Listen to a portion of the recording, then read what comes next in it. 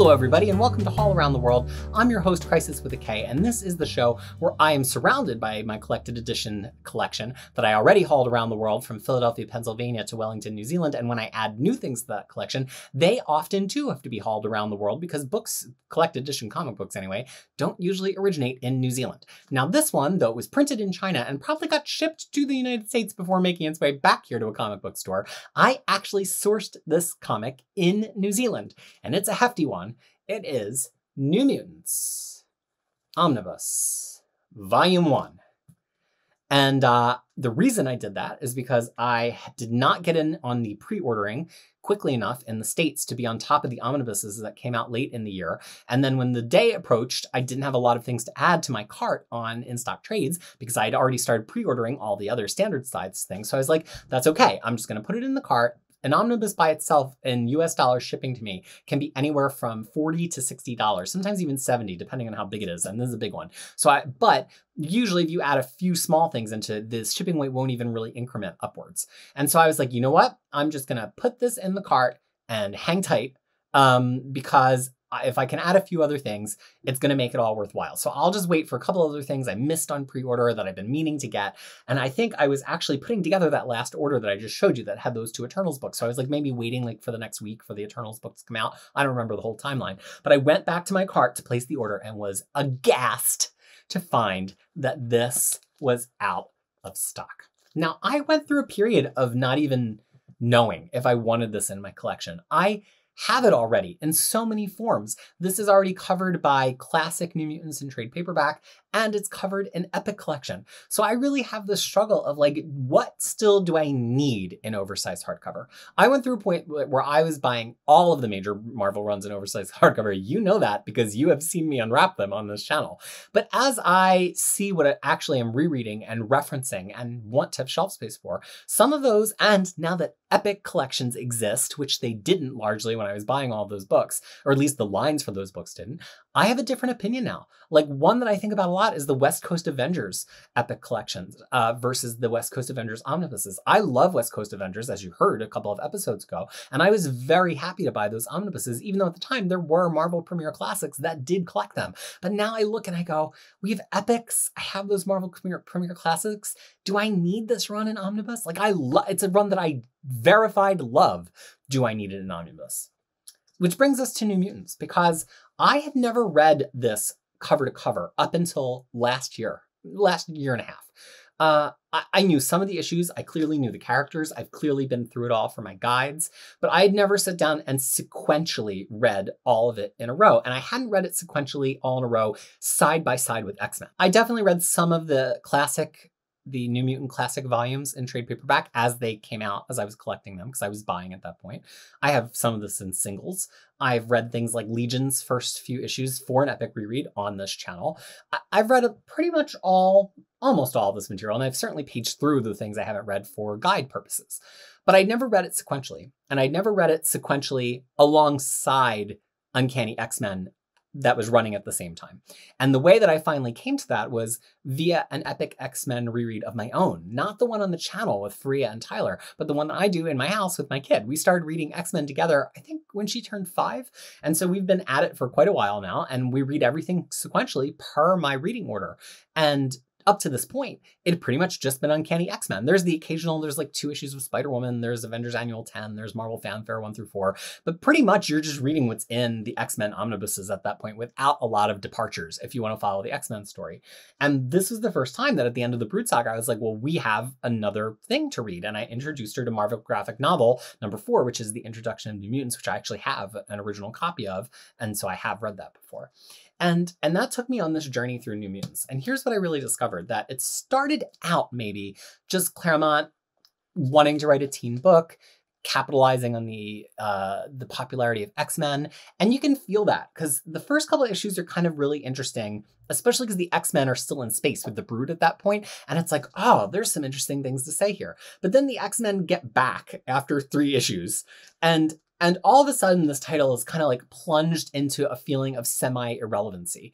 The New Mutants are having adventures. They team up with Team America and do some motorcycle racing. And then they go for a way, way, way overlong period to the Amazon rainforest, where they discover Nova Roma. And there's people in blackface and brownface. And it's a thing that does not hold up. I don't even think it held up at that time, but it certainly doesn't hold up really well today. And you really get the sense by about, I don't know, issue like 13 of like, what is even happening here?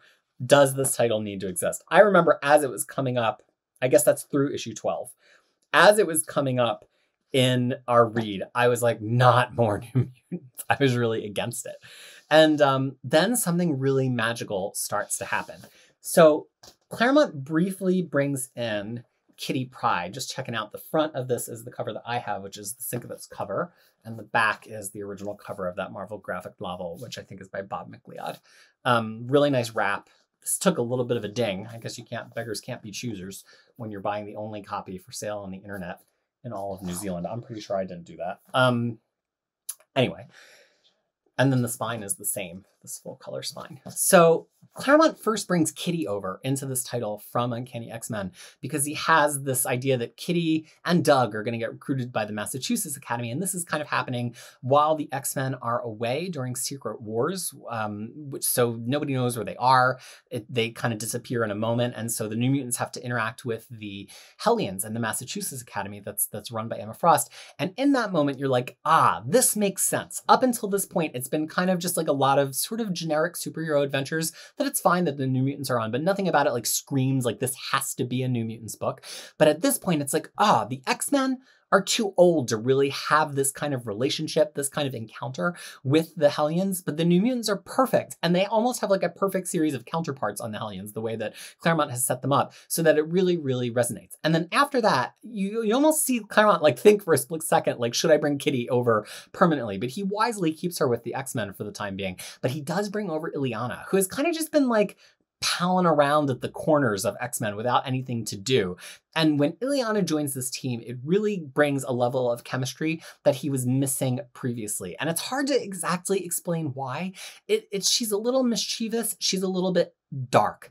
And she also rubs against the characters in interesting ways. You know, Rain, who's in this very religious upbringing, who she herself worries that she's a demon, for Rain to have to be in a team with somebody who's literally summoning demons from a hell dimension adds a lot of conflict to the story, you know, and it really turns the team into a team that's, very gender balanced. On the male side, we have, Sam and Bobby, Cannonball and Sunspot. We have Douglock, or not Douglock yet.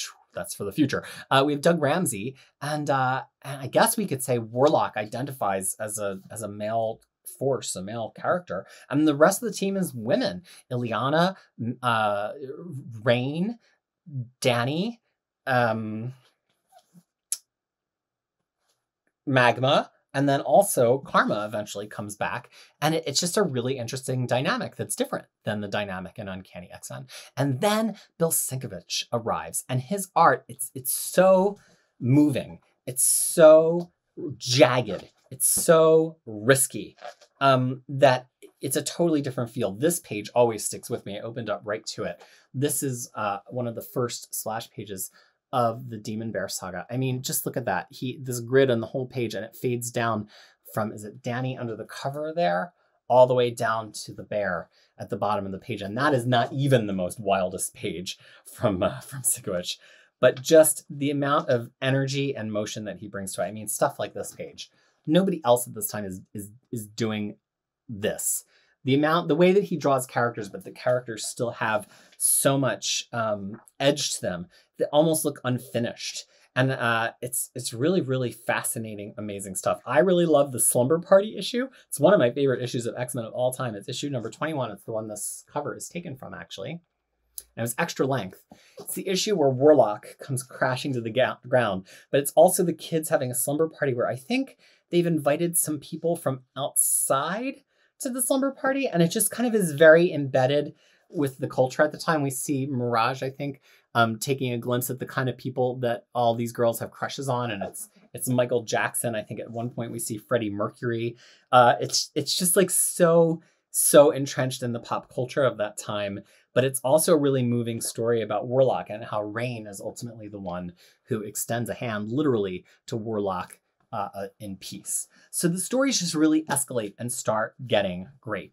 We go from there through just a series of really escalated, challenging stories. This is the team book, but it doesn't feel like team kid stories. It's heavy. I had to skip some of them or had heavily editorialize some of them when reading with the kid. We go from Demon Bear to Warlock being introduced. There's a story with Cloak and Dagger, which is always heavy because there's always like drug subtext or just text in Cloak and Dagger stories. We have the origin of Legion, which is a huge story about trauma and about mental health, and also a lot about racism and self-identity. And then we go from there to the Shadow King having possessed Karma and turned her into a glutton and ruling over a group of people and making them his slaves and her slaves. And it's really heavy stuff.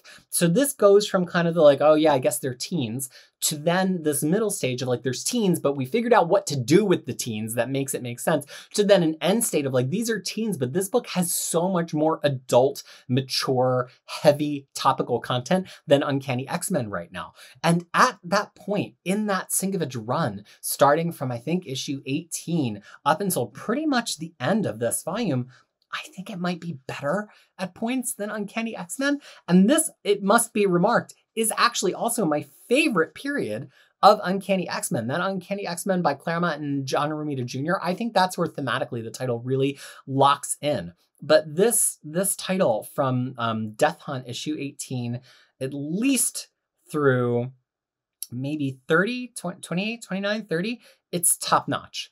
Then something happens, which is Secret Wars 2. And everybody's encouraged to tie into Secret Wars 2 because it's set on the Earth. It's not its own self-contained thing. And so Claremont, willingly, gamingly, or not, I don't always know all the background, has the New Mutants appear in Secret Wars, and they get killed at one point by the Beyonder.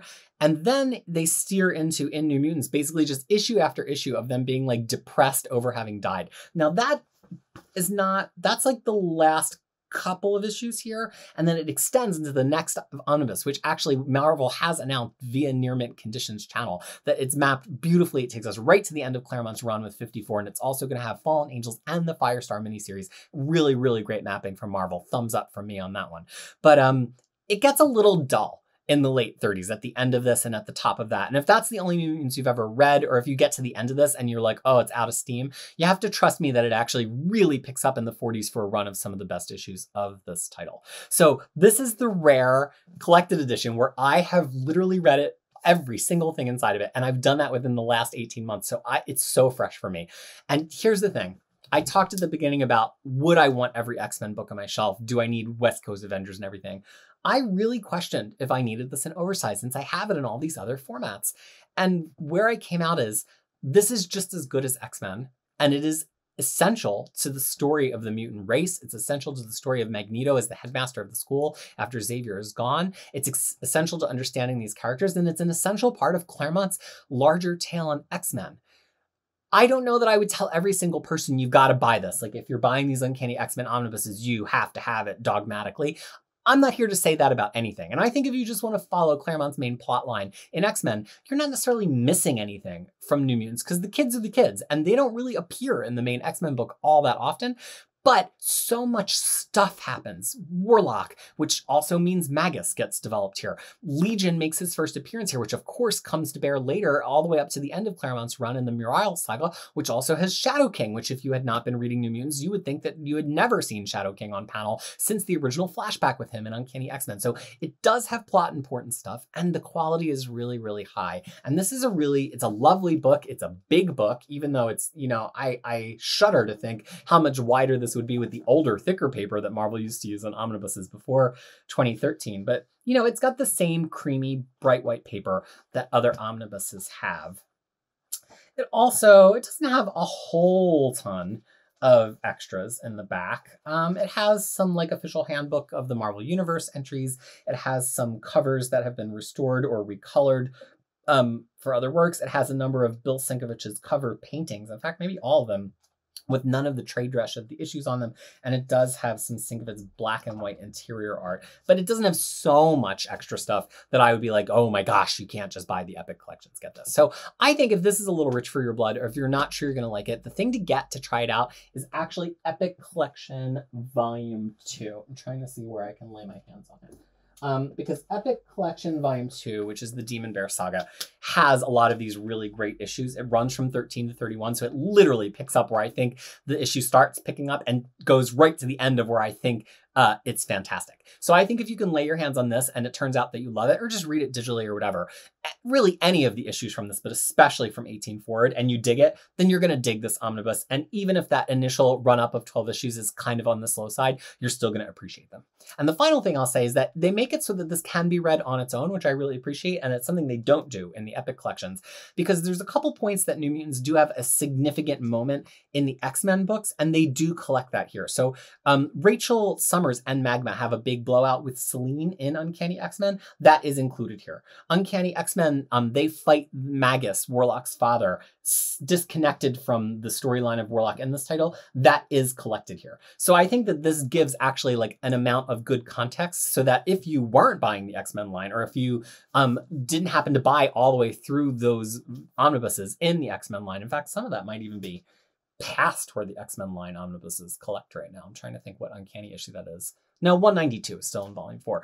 This has kind of got it all, so you don't have to do flipping back and forth. Some people out there, maybe you, I'm not trying to make fun of you or make light of you, but you might say like, oh, that's a lot of double dipping. Why am I paying for these extra issues? But it's really only a handful of extra issues, and it's issues that you need for this story to make sense in reading order. It's not frequent that Uncanny X-Men needs issues from other titles like New Mutants for Uncanny X-Men to make sense. But sometimes the other titles are so hinged upon something that happens in Uncanny X-Men, you would like to see that here. Also, this does excerpt a little bit of material from Secret Wars 1 to give you some information there as well. So highly recommended. I definitely decided it's worth having on my shelf. I love it. It's fun to hold. It's fun to touch. It's fun to look through. And when I get to my next read of this material, which maybe who knows how long from now that will be, rather than reading it on Marvel Unlimited, I suspect I'm going to read it in this beautiful tome here.